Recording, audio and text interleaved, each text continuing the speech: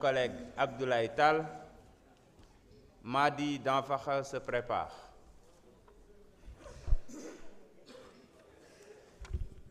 Salam alaikum. Je vous remercie, Monsieur le Président, Monsieur le Ministre, chers collaborateurs des ministres, chers collègues.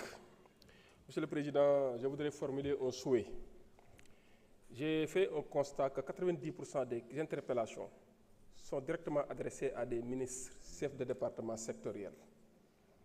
Quand même, je sais que le ministère des Finances est le centre de gravité parce qu'étant l'argentier de l'État, mais on aurait souhaité, c'est un legs qu'on nous a laissé ici, cette pratique parlementaire, mais ce débat d'orientation budgétaire devrait réunir l'ensemble des ministres du gouvernement pour qu'ils soient interpellés directement. Alors, monsieur le ministre, félicitations pour la qualité de votre document et pour le courage à se soumettre à cet exercice. Alors, je voudrais, dans votre budget de 2026, s'il vous plaît, de tenir compte des anciens parlementaires, des députés à la retraite qui vivent la précarité et la vulnérabilité. Tenez compte également dans votre budget de 2026 les députés de la 14e législature qui n'ont pas été reconduits. Parce que c'est des gens qui ont eu à contracter des dettes. C'est vrai que la fin de mission est indépendamment de leur volonté, mais quand même, ils s'engageaient pour 5 ans et pour un mandat. Tenez compte également, c'est une question que j'envoie comme ça, mais c'est adressé au ministère de la Santé. L'hôpital de Mbour est en train de mourir de sa belle mort. Aujourd'hui, cette structure sanitaire est plus malade que les malades. Donc je vous demanderai d'en tirer toutes les conséquences. Alors, je vous demanderai également, dans votre budget de 2026, de renforcer les budgets des juridictions. Parce que les travailleurs de la justice sont en train de vivre la précarité, ainsi que effectivement réparer les injustices qui ont été causées aux greffiers et aux autres travailleurs de la justice. Et pour finir, monsieur le ministre, je vous demanderai de tenir compte considérablement, substantiellement et respectueusement de la Commission nationale des droits humains. Si vous allez dans un autre pays, cette commission est une institution de la République. On ne peut pas parler de droits humains. Même le droit à l'eau, à l'électricité, c'est des droits humains. Et cette commission est en train quand même de vivre difficilement, de vivoter. C'est la raison pour laquelle je vous demanderai de bien vouloir, pour lui permettre de retrouver sa place A, son statut A, parce que pour avoir été relégué au statut B, je vous demande, conformément aux accords de Paris, c'est-à-dire c'est l'alliance des... Comment dirais-je encore? C'est l'alliance des commissions et des institutions sur les droits humains du monde. Je vous demanderai de bien vouloir tenir compte de cette institution qui s'active dans les droits de l'homme et qui est en train de vivoter. Un budget de 110 millions quand même ne peut pas prendre en charge le fonctionnement, vu compte tenu de l'importance des droits de l'homme et de la conquête sur les droits humains ici au Sénégal. Je vous remercie de votre aimable attention, Monsieur le ministre. Merci beaucoup, honorable. Honorable Madi Danfakha, vous avez la parole. Honorable Moussa Amadi Sarr se prépare. Monsieur le Président, Monsieur le Ministre, honorables collègues, Monsieur le Ministre des Finances et du Budget, nous tenons avant tout à vous féliciter pour la qualité du DPB qui reflète les axes stratégiques de la vision Sénégal 2050. Mais également, nous encourageons la relance des paiements des arriérés à plus de 500 milliards. Monsieur le Ministre, nous examinons aujourd'hui le document de programmation budgétaire et économique pluriannuel dans un contexte économique critique. Ce contexte est largement hérité d'une gouvernance antérieure marquée par une mauvaise gestion des ressources publiques et une faible efficacité de la dépense. Ce document, s'il pose les jalons d'un rééquilibrage budgétaire, doit aller plus loin. Il doit porter une vision de transformation inclusive, juste et équitable.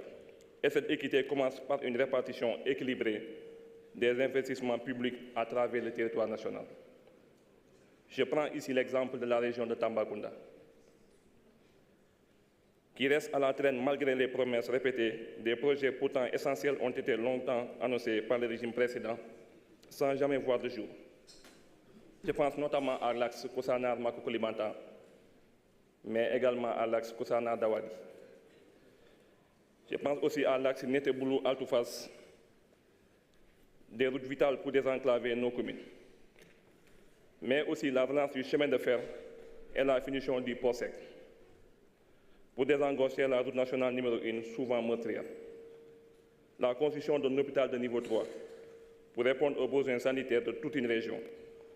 Et la réhabilitation de l'inspection de l'éducation et de la formation. Et la construction d'un 3e lycée d'enseignement général. Ces projets sont entendus depuis des années. Leurs absences aggravent les inégalités et alimentent un sentiment d'abandon chez nos populations.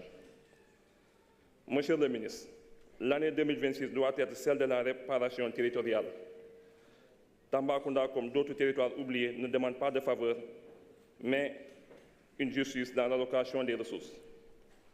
Je vous invite donc à intégrer ces projets dans la prochaine loi de finances initiale, pour que la justice sociale et territoriale ne reste pas un slogan, mais devienne une réalité vécue pour nos concitoyens. Monsieur le ministre, nous avons tënk rek jafe-jafe nga xam ni waa Tamba ñu ngi koy dund.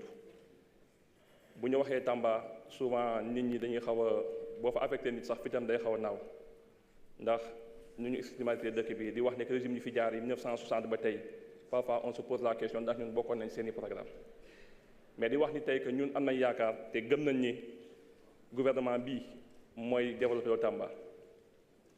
boo demee Tamba am na dëkk bu ñu am ak Koulibantang ville religieuse la dëkk boobu bu tawee kenn du dugg kenn du génn moom ngay fekk aussi dëkk ñuy wax ay Dawadi mu nekk région bi nga xam ni amul yoon di wax ni que amuñu hôpital de niveau 3 di wax ni que Tamba boo soxla passeport il faut nga ñëw ba Dakar parce que amuñu bureau de production di wax ni que Tamba dañoo am problème 3e lycée lycée fees na mais IEF bi aussi daanaka léegi dal bi daanu buy taw ñu fay liggéey dañuy obligé muul seen machine di wax ni que Tamba ay jafe-jafe dafa bëri sans comme ni ko honorable Aba waxee suñu waxee Tamba dañuy wax problème yu bëri la mbaɗi maninkolu ana kamme laalu mbeɓe kon tonna afo bin to mbe Tamba kole fola afo ministre ye na sate problème ɓe siadi je mbaɗi wo ɓen sa fono mansa kunda mon tampite jan walel hake mais bi mi ala tantula mba fola président Bassirou Diomaye Faye ana le ministre Ousmane Sonko jigo bi ha no ngalo inchallah ba kelale ha fo tambangoli ye na hajo sita mo gañan ha jara donc alonga duwake foni mansa kunda sa beke assalamu aleykum wa rahmatullah. Merci beaucoup, honorable. La parole est à notre collègue Moussa Amadi Sarr. Honorable Aïb Dafé se prépare.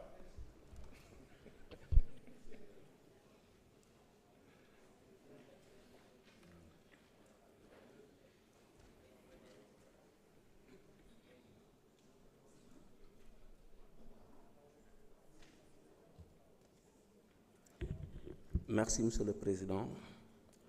Monsieur le Président, Messieurs les ministres, chers collègues, je voudrais tout à l'heure intervenir sur la proposition d'un de nos collègues qui disait que tous les ministres devraient être là. Mais je pense également que si on avait respecté le règlement intérieur qui prévoit en son article 41, alinéa 5, qu'au plus tard, le 1er juin, les commissions permanentes devraient auditionner les ministres relevant de leurs prérogatives